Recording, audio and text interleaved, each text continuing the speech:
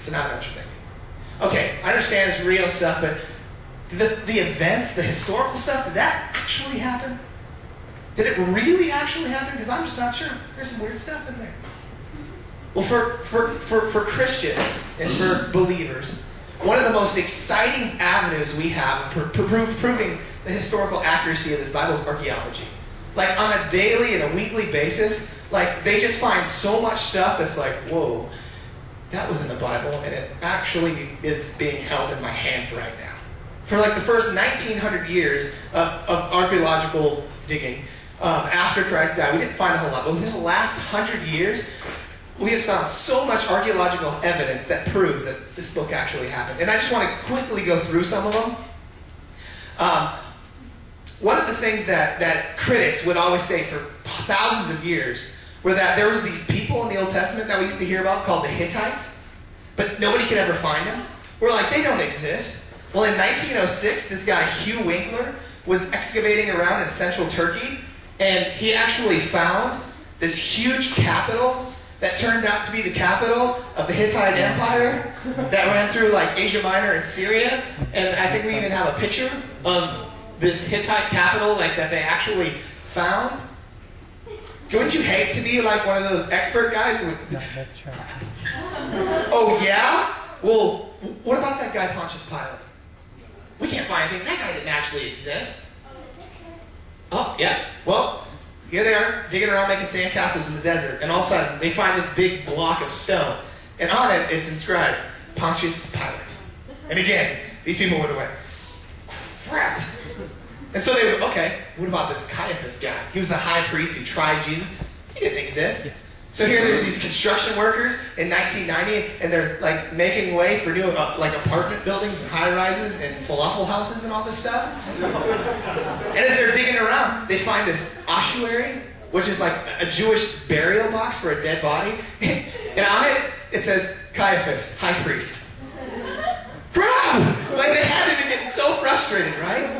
And then there was this tunnel that Hezekiah built that would bring water into Jerusalem, and people would sneak in through this tunnel, and when they came and ransacked Jerusalem in 70 AD, like people snuck out through this tunnel. They never found it. Like a year ago, all of a sudden I was like, No. there's that stupid tunnel we always hoped wasn't there. And then finally, my favorite is this, that they were digging around, they found Jericho. And as they were digging around, guess what? It turns out the walls came tumbling down. Guys, this book is real. The events in this book happen. No, we can't prove all of them, but it's an overwhelming amount of archaeological evidence that proves everything in this book is real. So like I said earlier, if we can prove historically that this book is real, then we have to really think about the spiritual, if that historical side is real, the spiritual side of this book has to be real.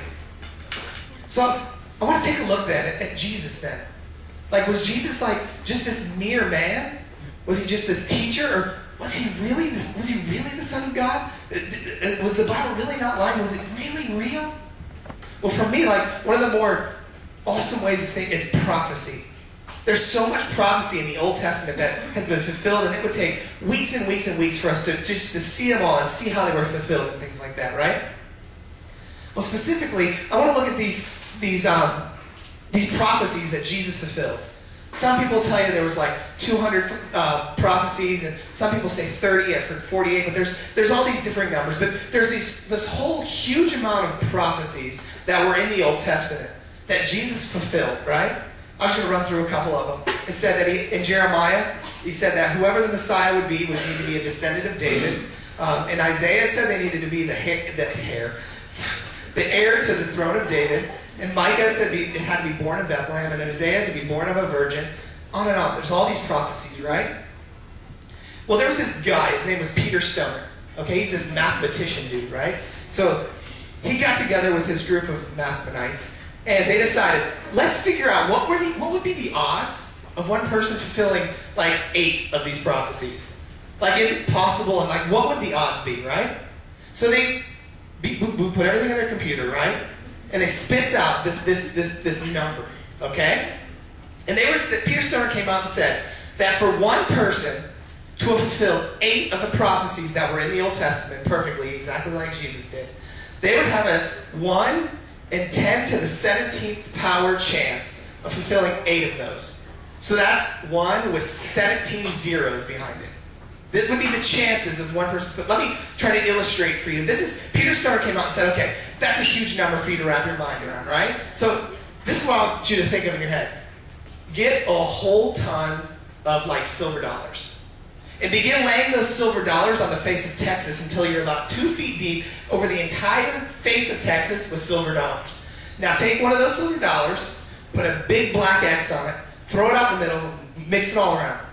Now take one guy and blindfold him and say, go find me that silver dollar with an X on it. The chances of him finding that would be 1 in 10 to the 17th power. To fulfill 8 of the prophecies. Stoner went on to say, okay, if one person were to just fulfill 48 of these prophecies, the chances of that happening would be 1 in 10 to the 157th power. 1 in 10, or 1 with 157 zeros. Like, this is what blows my mind away. They believe that there's only, hold on, I gotta figure out where, okay, the number of electrons, we all know what an electron is, right? The estimated number of electrons in the entire universe is 1 times 10 to the 79th power. So like literally, there's no chance that a person really should have been able to do that. But I'm here to tell you, Jesus fulfilled every single prophecy that's in the Old Testament. Wait, I know what you're thinking now. Was it you, Morgan? I heard you, right? You're thinking, well, it says in the Bible that Jesus was like a teacher, and he knew. So what he did was he just memorized all the prophecies and then lived his life in a way where he just fulfilled all of them. That's what he did. I know that's what he did. Well, if Jesus was just a mere man, can you explain to me this then? Some of the prophecies were this, that he had to be born in Bethlehem. Now see, Jesus didn't live in Bethlehem. His parents didn't live in Bethlehem. So as he was just a little cute little fetus inside, okay, all of a sudden, there's going to be a census. We have to go to Bethlehem now. If Jesus was just a mere man, how would he have orchestrated that one? Can you actually picture Jesus on the cross? Because there's a prophecy that said that they were going to gamble for his clothes. Do you really think that Jesus had like the mind about him as he's hanging on the cross and said, "Psst, guys, now's the point where you're going to gamble for my clothes"? Yeah, I don't think so. And he was to be spit upon. There was all of these prophecies that if Jesus were just a mere man, he would have had absolutely no control over. Because you know why? Jesus Christ is the Son of God. He made those things happen. So that way the prophecy would be fulfilled. Wait. I know what you're thinking now. I think it was Warren this time. I know what you're thinking. After Jesus died, his followers, they just went out and they like found all the texts and they rewrote everything so that way everything would just match right up, right? So it would just look like Christ did everything right? It's a great theory. I've often thought of that one myself. Anybody heard of the Dead Sea Scrolls?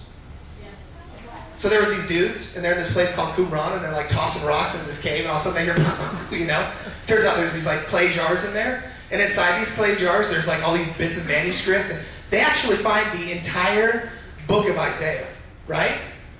And it's like word for word the Isaiah we have in our Bibles right now. Like word for word. So when they do the date and the carbon dating and stuff like that, they found that it was written 150 years before Christ was born. It matches our Isaiah almost word for word, yet was written 150 years before Christ was born. They couldn't have went and rewrote the Bible. It was impossible. I'm here to tell you tonight that Jesus Christ is the Son of God. This book is real. Everything that happened in this book is real. Now think about this again. Paul says, I want to know Christ. Christ is real. Christ wants to have a relationship with every single person in this world, in this room. Christ loved us so much that his Father sent him down here to die for each and every one of us on a cross just like that one. So that way we wouldn't have to be separated from God. So that way we might have life. Christ is real, and he's sitting here just dying to show you how real he can be in each and every one of our lives.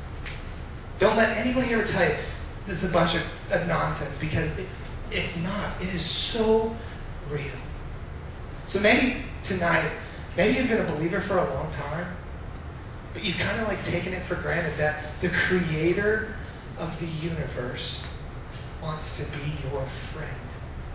The creator of the universe wants to just wrap his arms around you and show you, you are loved. Or maybe you've never known Christ. And you've been wondering, you've been thinking about, well, do I want to accept him? What does this mean?